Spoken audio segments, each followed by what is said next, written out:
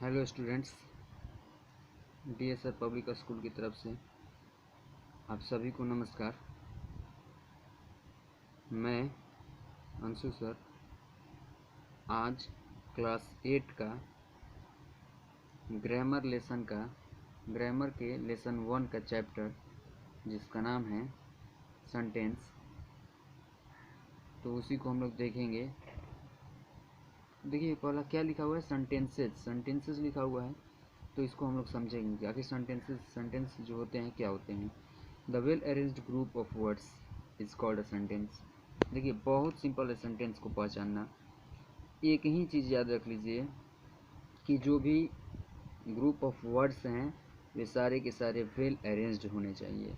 जो भी group of words हैं वे सारे के सारे वेल अरेंज्ड होने चाहिए। वेल अरेंज्ड कहने से क्या मतलब है? वेल अरेंज्ड करने से ये मतलब है कि यदि वे सारे के सारे वर्ड्स वेल अरेंज्ड होंगे तो उनका अर्थ निकलेगा, और यदि वेल अरेंज्ड नहीं रहेंगे तो अर्थ नहीं निकलेगा। यानी कि वेल अरेंज्ड होना चाहिए और अर्थ निकलेगा, तभी हम सेंटेंस कहेंगे। देखते हैं example. Women is wonderful creation of God, यानी कि औरत जो है एक आश्चर्यजनक भगवान की बनाई हुई क्या है, क्रिएशन है, भगवान की बनाई हुई है, आश्चर्यजनक चीज़ है, ठीक है ना।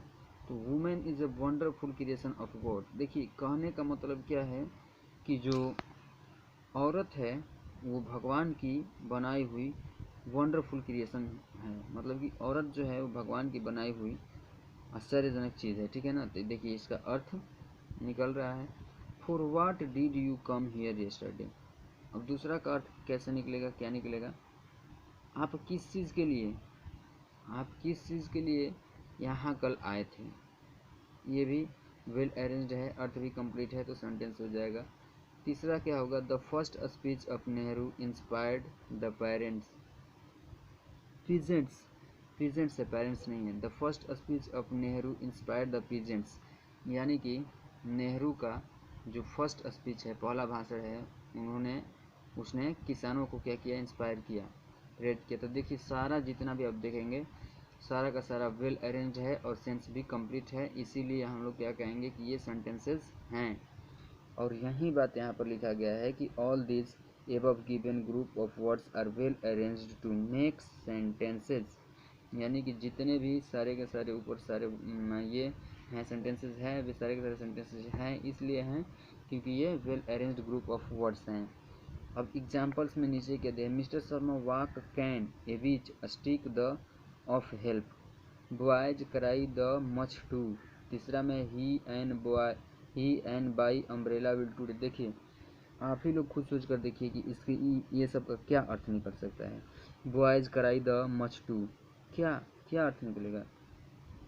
यदि अर्थ निकलना है, यदि इसका हमें पता खोजना है, इसका अर्थ खोजना है, तो क्या होगा? इसको वेल अरेंज करना पड़ेगा। तो वेल अरेंज करेंगे तो क्या होगा? The boys cry too much, ये वेल अरेंज में होगा, लेकिन क्या है कि इसका सीक्वेंस जो है वर्ड का वेल अरेंज नहीं है, सुव्यवस्थित नहीं है, और यदि सीक्वेंस इसका सुव्यवस्थित नहीं रहता है तो उसका सेंस नहीं निकल पाता है। इसीलिए ये जो वर्ड्स हैं वे केवल ग्रुप ऑफ वर्ड्स हैं, न कि सेंटेंस। यही बात यहाँ पर लिखा गया है। आगे देखते हैं हम लोग units of a sentence. Units of a sentence मतलब सेंटेंस की इकाई का अर्थ क्या होता है कि सेंटेंस किन छोटे छोटे खंडों से, किन छोटे छोटे इकाइयों से मिलकर बना होता है। देखिए सेंटेंस बन सकता है वर्ड से। वर्ड क्या होता है? A word is an arrangement of some letters which has its own meaning, यानी कि जो वर्ड होता है वो कुछ लेटरों का, कुछ अक्षरों का, इंग्लिश अल्फ़ाबेट के जितने भी अक्षर है ए से लेकर जेड तक, उनका एक वेल अरेंजमेंट होता है। वेल अरेंजमेंट कहने का मतलब क्या है कि उसको सुव्यवस्थित ढंग से सजाया गया है ताकि उसका अर्थ निकले। तो देखिए BW के बुक मतलब क्या होता है आप सभी लोग जानते हैं। एजुकेशन मतलब भी क्या होता है आप सभी लोग जानते हैं। टीचर मतलब भी क्या होता है आप सभी लोग जानते हैं। तो देखिए ये जितने सारे वर्ड्स हैं इनमें किसका योगदान है? लेटर से मिलकर बना हुआ है ना, लेटर से मिलकर बना हुआ है, एक एक लेटर से मिलकर बना हुआ है।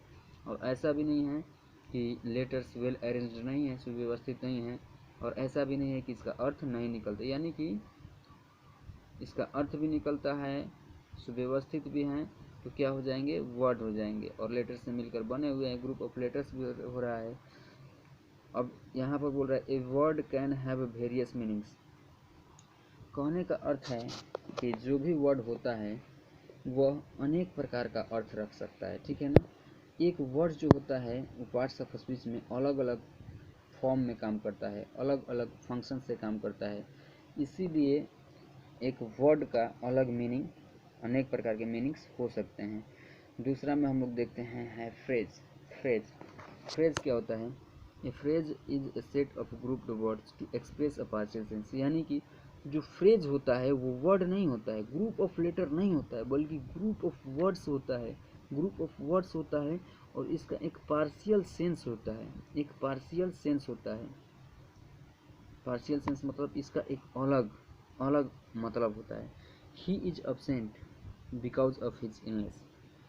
वह उपस्थित है, अनुपस्थित है, क्यों उपस्थित है, बिकॉज ऑफ मतलब के कारण से, बिकॉज ऑफ मतलब क्या होता है, के कारण से। तो देखिए हम बिकॉज ऑफ को लेंगे तो क्या इसका पार्शियल सेंस है के कारण से, इसका एक अलग सेंस है ना, के कारण से, यानी कुछ कारण रहा होगा। तो देखिए ग्रुप ऑफ वर्ड्स भी है, ग्रुप ऑफ वर्ड्स भी है, और इसका एक पार्शियल सेंस भी है, इसीलिए क्या हो जाएगा, फ्रेज हो जाएगा। वह आज एब्सेंट है, चाहे वह उपस्थित नहीं है, क्यों, अपनी बीमारी के कारण से वह उपस्थित नहीं है। You can get success by dint of hard work. दूसरा में है कि आप सफलता पा सकते हैं, और ब्लू कलर में लिखा है by dint of. By dint of मतलब क्या होता है, बाय डिंट ऑफ मतलब होता है के द्वारा, के माध्यम से, ठीक है ना। यानी कि आप सफलता पा सकते हैं अपने हार्ड वर्क के माध्यम से, आप अपने हार्ड वर्क के द्वारा पा सकते हैं सफलता। तो बाय डिंट ऑफ मतलब क्या हो गया, बाय डिंट ऑफ मतलब के कारण या के माध्यम से, इसका एक जो सेंस हो गया वो पार्शियल हो गया। बाय डिंट ऑफ, ये तीनों का एक अलग सेंस है, ठीक है ना। तो ये क्या हो जाएगा, फ्रेज हो जाएगा। आगे हम लोग देखते हैं the baby is standing in the corner of room. In the corner मतलब क्या होता है, कोने में होता है। इन द कॉर्नर मतलब क्या होता है, कोने में, इसका भी सेंस है, इसका भी सेंस है, ठीक है ना। तो ये सारा का सारा हो जाएगा, हाँ, फ्रेज। आगे हम लोग देखते हैं phrase conveys a fraction of the complete meaning of a sentence. यानी कि कोई भी फ्रेज होता है वो कंप्लीट सेंटेंस का, कंप्लीट सेंटेंस के मीनिंग का एक छोटा सा टुकड़ा होता है, ठीक है ना, एक छोटा सा अंश होता है। आगे हम लोग देखेंगे क्लॉज। आगे है क्लॉज। क्लॉज क्या होता है, ए clause is having a subject and a finite verb of its own just like the sentence. यानी कि देखिए क्लॉज में भी एक सब्जेक्ट होता है और एक फाइनाइट वर्ब होता है, यानी कि प्रत्येक क्लॉज एक सेंटेंस है, ठीक है ना।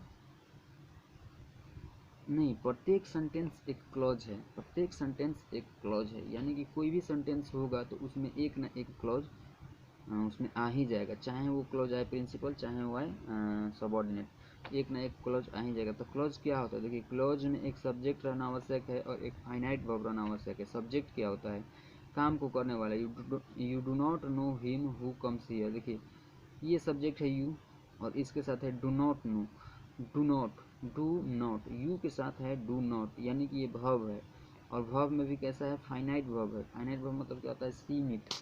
यू है तो उसकी सीमा है कि वहाँ पर वो डू ही रहेगा। यदि यहीं पर हम लोग लिख देते यू के जगह पर ही लिख देते तो यहाँ पर क्या डू नॉट होता, नहीं, यहाँ पर डू नॉट नहीं होता, क्या होता है, ही के बदले वहाँ पर हो जाता है he does not know him who comes here. तो फाइनाइट वर्ब उसी को बोलते हैं कि जो सब्जेक्ट के अनुसार अपना काम करे, जो सब्जेक्ट के सीमा में बंधा रहे, उसी को फाइनाइट वर्ब बोलते हैं। तो क्लॉज किसे कहते हैं कि एक सब्जेक्ट हो और एक फाइनाइट वर्ब हो, उसे हम लोग क्लॉज कहते हैं। दूसरा में a woman gives birth to a child. देखिए ए वुमन क्या है, सब्जेक्ट है, और गिव्स क्या है, फाइनाइट वर्ब है। ये अपना एक क्या हो गया, क्लॉज हो गया। अब एक सेंटेंस में एक भी क्लॉज रह सकता है, एक से अधिक भी क्लॉज रह सकता है, ठीक है ना।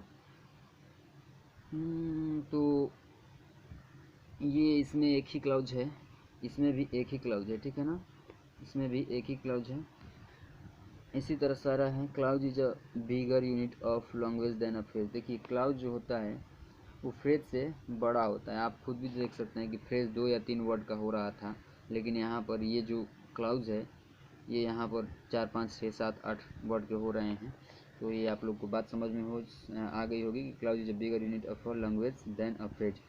फ्रेज से मतलब कि लंबा हो सकता है। पार्ट्स ऑफ द सेंटेंस, यानी कि सेंटेंस को जब हम लोग काटेंगे, टुकड़े करेंगे, तोड़ेंगे, तो कितने भाग में विभाजित हो सकता है कोई भी सेंटेंस। तो देखिए, जब भी हम सेंटेंस को खंड खंड करेंगे तो वो दो भाग में विभाजित हो जाएगा। पहला जो भाग होगा वो होगा सब्जेक्ट, और दूसरा जो भाग होगा वो होगा हमारा प्रेडिकेट। ठीक है, तो पहले हम लोग देखेंगे सब्जेक्ट को। सब्जेक्ट क्या होता है? देखिए, सब्जेक्ट क्या होता है? The noun or pronoun that relates to an action or possession is called subject. देखिए, सब्जेक्ट के स्थान पर अधिकतर नाउन और प्रोनाउन आता है, और वही नाउन और प्रोनाउन जब आता है और एक्शन करता है, कोई काम करता है, कोई क्रिया करता है, या कोई अधिकार दिखाता है, तो उसी को हम लोग सब्जेक्ट कहते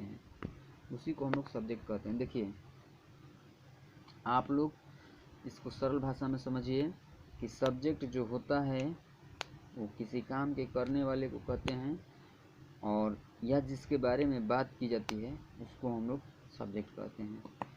सब्जेक्ट को पहचानने के लिए आप किसी भी सेंटेंस में यदि सब्जेक्ट आपको पहचान में नहीं आ रहा है, आपको पहचानना मुश्किल हो रहा है, तो सिंपली आप हु या व्हाट से क्वेश्चन कर सकते हैं। ठीक है ना। पहला है all are busy to welcome the guests. सभी लोग व्यस्त हैं किसमें? गेस्ट जो आ रहे हैं, अतिथि जो आ रहे हैं, उसको स्वागत करने में सभी लोग व्यस्त हैं। तो देखिए, who are busy to welcome the guest, कौन बिजी है गेस्ट को वेलकम करने में? यहाँ पर आएगा ऑल, सभी। तो सभी आ गया तो ये हमारा सब्जेक्ट हो गया। और इस तरह यहाँ पर यदि एक्शन की बात की जाए, एक्शन का देखा जाए कि कौन काम कर रहा है, कौन बिजी है, कौन, यहाँ पर क्वेश्चन नहीं पूछा जाए, यहाँ पर देखा जाए कि कौन एक्शन कर रहा है। तो देखिए, वेलकम गेस्ट का जो वेलकम कर रहा है वो कौन है? हम ही सब तो हैं, ऑल तो है। तो ये क्या हो जाएगा? इस प्रकार भी हम लोग का सब्जेक्ट निकल जाएगा। सिंपली इससे हु से क्वेश्चन करते हैं, निकल जाता है। The wood cutter cut the tree in the jungle. तो यहाँ पर हम क्वेश्चन करेंगे who cut the tree in the jungle, तो आप लोग कहेंगे द वुड कटर। तो द वुड कटर क्या हो जाएगा? Subject. My mother offered prayer in the temple, तो who offered prayer in the temple, तो क्या हो जाएगा? My mother. तो सब्जेक्ट इस तरह निकल जाएगा। और यहीं नीचे लिखा हुआ है कि all the highlighted parts are subject as they refer to actions in the sentence, यानी कि जितने भी ये हाईलाइटेड पार्ट्स हैं ये सारे के सारे कुछ ना कुछ वर्क कर रहे हैं, कुछ ना कुछ पोसेशन दिखा रहे हैं, इसीलिए वे क्या हो जाएंगे? सब्जेक्ट्स हो जाएंगे। देखिए 5 नंबर में क्या है? Do not insult the poor. अब आप लोग कहेंगे कि इसमें क्या सब्जेक्ट है? ये क्वेश्चन में लिखा हुआ है कि यू इम्प्लाइड। कोई भी सेंटेंस होता है यदि इम्परेटिव में होता है तो इसके फर्स्ट में डू के पहले यू छुपा रहता है। ठीक है ना, यू छुपा रहता है इम्परेटिव सेंटेंस में, तो ये यहाँ पर क्या हो जाएगा? यू छुपा हुआ है, ये सब्जेक्ट हो जाएगा। और प्रेडिकेट क्या होता है? Predicate the other part of the sentence beside the subject is called predicate. यानी कि किसी भी सेंटेंस का सब्जेक्ट आप छोड़ दीजिए, हु से क्वेश्चन करके उसके सब्जेक्ट को अलग कर दीजिए, और जितना भी आपका रिमेंस होगा, जितना भी आपका बचा हुआ सेंटेंस का पार्ट होगा, वो सारा का सारा प्रेडिकेट हो जाएगा। देखिए, bring me a glass of water है, तो सब्जेक्ट क्या है इसमें? सब्जेक्ट कौन? Bring me a glass of water, तो who bring me a glass of water, कौन मुझे एक पानी लाएगा, ग्लास का पानी लाएगा, कौन लाएगा? तो यू लाएंगे। तो यू जो हमारा है उसको हम छोड़ दे रहे हैं, यू सब्जेक्ट हो गया, और जितना भी बचा ये हमारा प्रेडिकेट हो जाएगा। Leaves of the swaying trees are casting their shadows on the ground. अब देखिए, what are casting their shadows on the ground, क्या कास्टिंग, क्या जो है किस चीज़ की छाया पड़ रही है हमारे ज़मीन पर। ठीक है ना, तो आप लोग कहेंगे leaves of the swaying trees, तो ये हमारा ये सब्जेक्ट हो गया, और जितना बचा ये प्रेडिकेट हो जाएगा। Children always speak the truth, तो who always speak the truth, तो आप लोग बोलेंगे चिल्ड्रेन, तो चिल्ड्रेन को छोड़ दीजिए, यहाँ से ऑलवेज स्पीक द ट्रूथ क्या हो गया?